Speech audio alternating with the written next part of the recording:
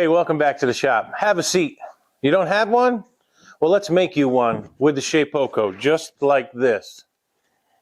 We're going to begin with the seat.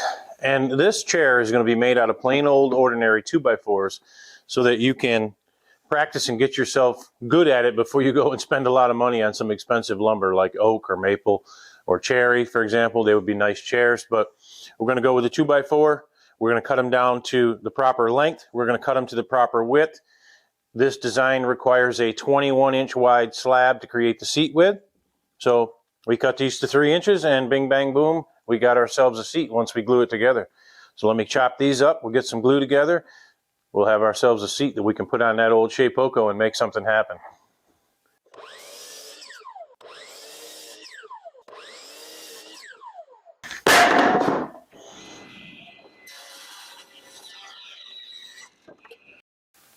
Using 2x4s creates special problems like this knot right here and that knot right there. Pay attention to those and try to put them in places where when you glue this thing together, that's going to get cut off anyway, so we don't care about those. Let's put some goop on them.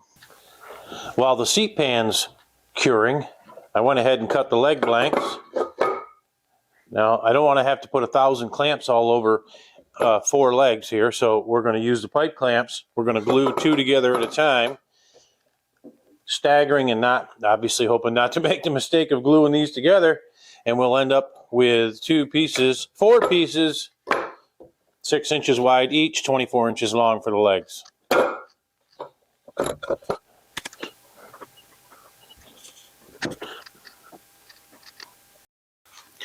And because I'm not good at standing around watching glue dry, I cut out the pieces for the backs as well. Come on, get up here. We got to tell everybody about this. Come on. Old Atlas and I want to tell you we've got a seat pan, 2 seat backs, and 4 legs. Now, isn't that exciting? We'll get them on the mill and we'll do something with them. Right? Right. But we also have a very exciting announcement that we're going to give you. We're going to lay on you a little later in the video, so stick with us if you want to know what that exciting announcement is. Let's start with the seat pan, throw it on the mill, and see if I can wreck another piece of wood.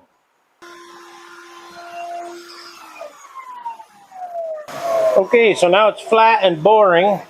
Let's do something, well, speaking of boring, you can't have legs without a mortise in it, and to make a mortise you got to bore, so let's put 4 holes in this thing where we're going to put the legs. The legs will be cattywampus. I don't even know if that's right, but they'll be on a diagonal across the bottom of this slab to create a stable base to plop your butt down on. So, every now and then we have a visitor at this shop, and I don't mean Mr. Capers. I don't know if you can see him, if he's in the camera angle or not, but Mr. Dana from Bucky's Customs comes down here and visits me from time to time. And I like him when he comes down because in the excitement of things, he forgets to take stuff home. And in this case, he left these 2 beautiful maple slabs here that he was going to do a cutting board out of. I sure hope they don't get turned into a V-carve inlay. And while your CNC is running, that allows you time to risk life and limb trying to get boxes down off of a bench that your father made many, many years ago by yourself.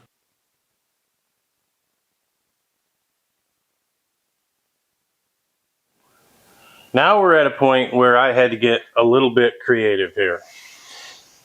So in order to have a tipped backrest, I need to create an angle. I can't just cut a square mortise in here flat, because then your back will not be tipped. It'll be straight like that. And what I want is a back that's tipped back just a little bit. So what I came up with to do that is it's screwed in the front.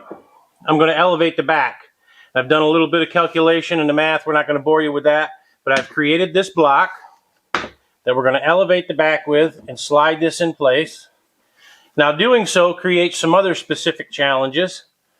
Once it's in place, I got the screws that are holding that block together are just, the barb is sticking out, so it'll bite into my wasteboard.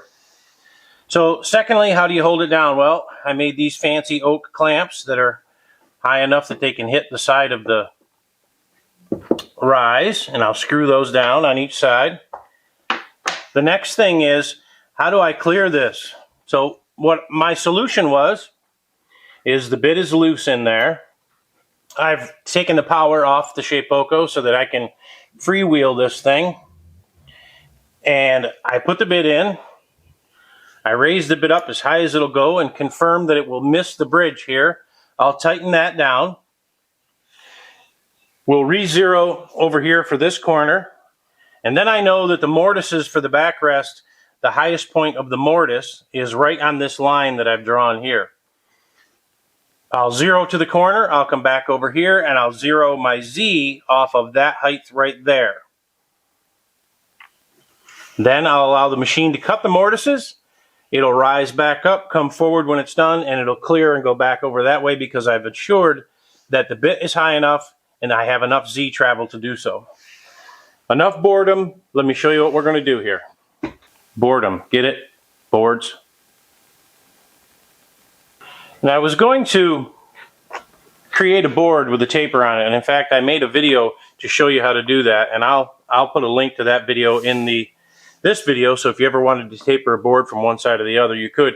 And the object of that was create the taper, cut the mortises, flip the board over, put the back in the mortise board, and it'll tip it. I just didn't like it sitting on the top of the chair, so we're going back to this method, which looks much cleaner to me. Let me know what you think about that in the comments below. I'd like to know what you think. If a board on there as a mounting piece for the backrest would be okay on this chair, or do you think it should be clean with just the backrest? Again, let me know in the comments.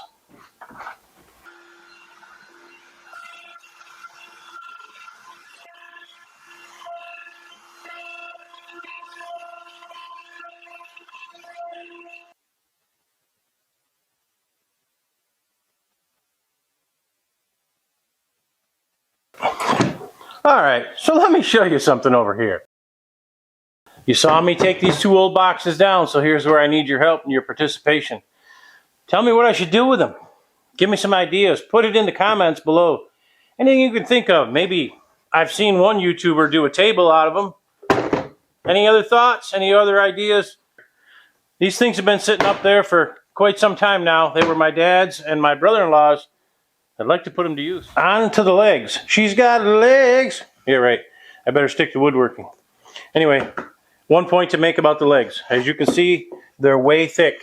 Way too thick.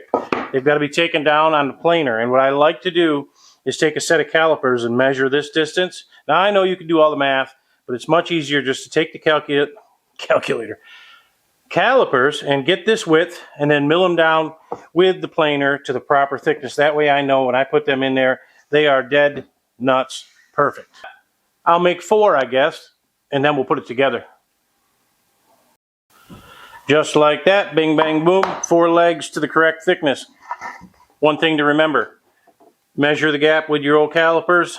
Don't measure here and bring it back over and go, okay, it's going to be great, it's too loose. Snipe, everybody. Don't forget old Mr. Snipe. Use the measurement against the center of the board where your leg's actually going to get cut out of.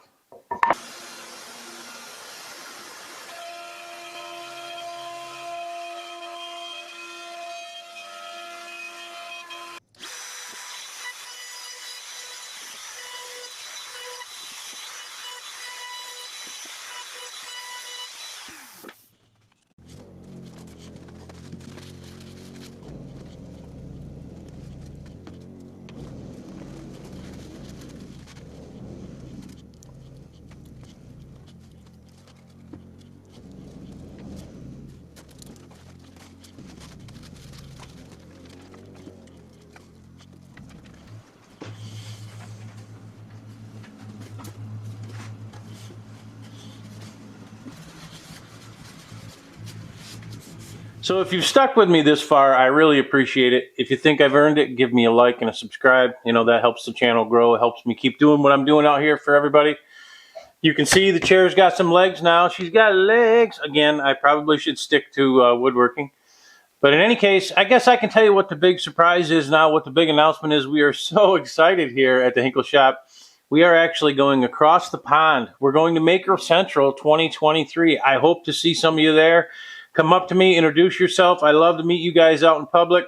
Again, we're headed to Maker Central across the pond. It's in England, the UK.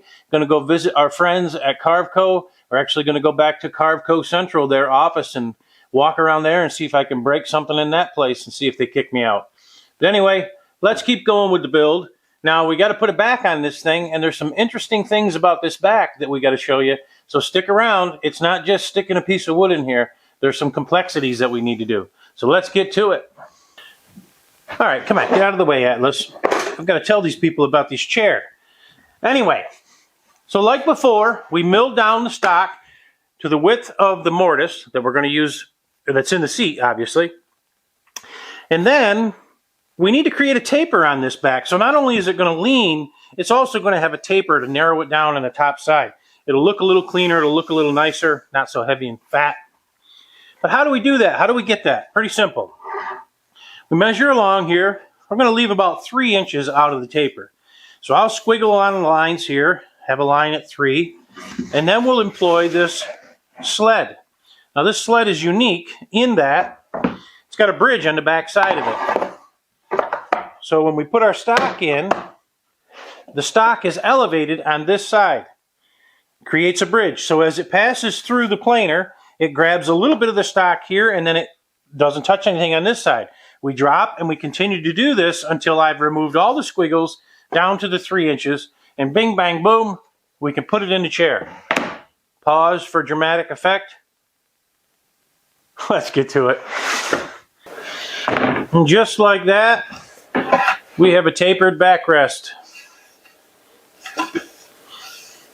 Now we'll take it over to the old Shapeoko and let Carveco do some magic.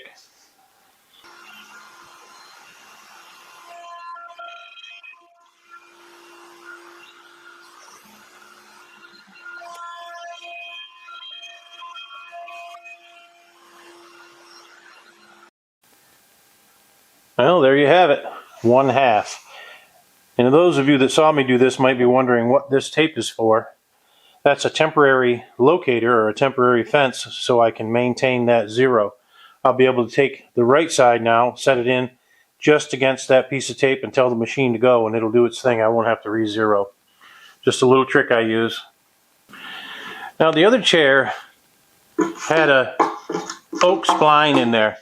And to increase the level of anxiety on this project, I'm going to do something different. I'm going to try to fill that with epoxy and not have 1,000 bazillion bubbles. And I'm going to put this heart back in here, the cutoff from the back of the chair. Let's see if I can mess that up.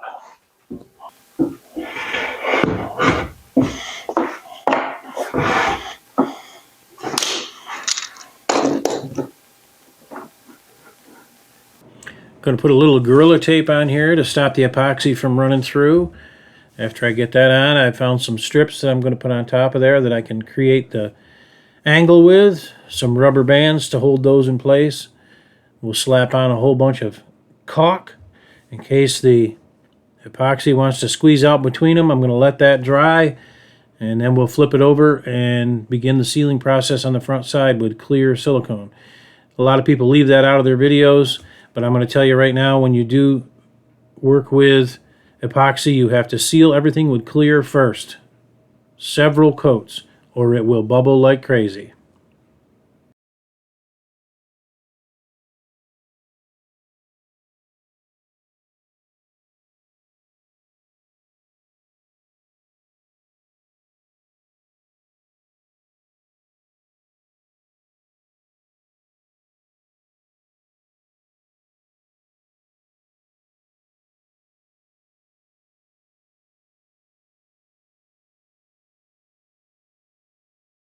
So it's raining out there today, and if that sound interferes too much with my mic, I'm going to just do a voiceover. But in any case, you can see these are ready for sanding, which I'll probably have to do for 1.5 years until I can get this where I want it.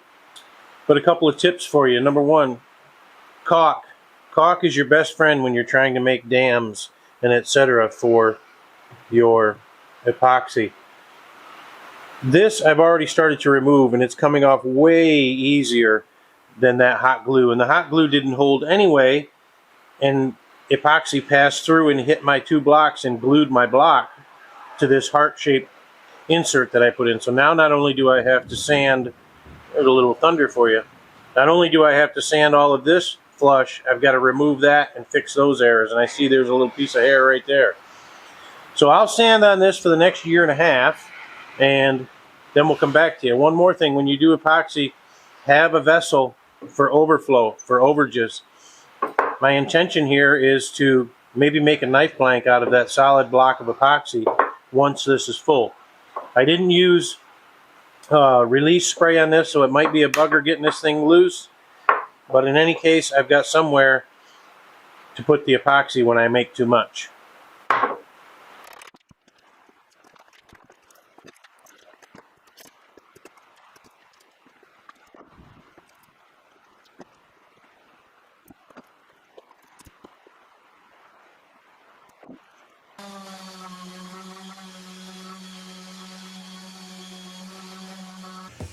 I found that the sanding disc plugged up quite quickly with that rubber cement as well. Now what I'm doing here is shortening the chair legs.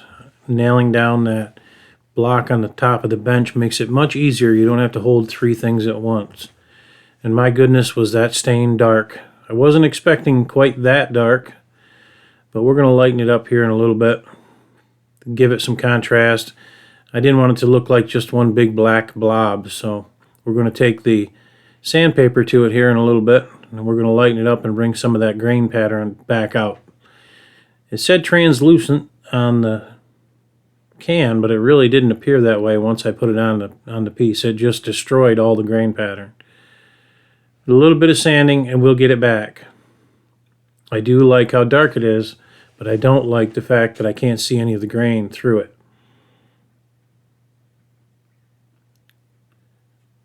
Some 120 grit sandpaper, and being very careful around that epoxy so that I don't have to polish that all back up again. We'll bring the grain back out and make it pop here. And the hand sanding didn't last very long because it just was not efficient. So we've got some 200 grit sandpaper on that orbital sander, and every now and again you'll see me grab the top of that carpet. That cleans the sandpaper, so it gets rid of any of the stain that's stuck into the fibers of the sandpaper. And we just go around here, and this is all by artistic eye, I guess. We see what we like and how deep we want to go. I think the finished product came out rather nice. We're using water-based poly here, and there is 6 coats on these chairs. After the 3rd coat, I do a hand sanding with a Brillo pad, and in between each coat I sand thereafter, and this is what you end up with. Some rather unique chairs from a CNC. As always, I hope you got something out of this video. I hope you enjoyed the video. I hope maybe you learned something. I hope maybe it made you laugh a little bit. Thanks for sticking with me this long. As always, if you haven't subscribed yet, please do so. We appreciate that. And we'll catch you on the next one.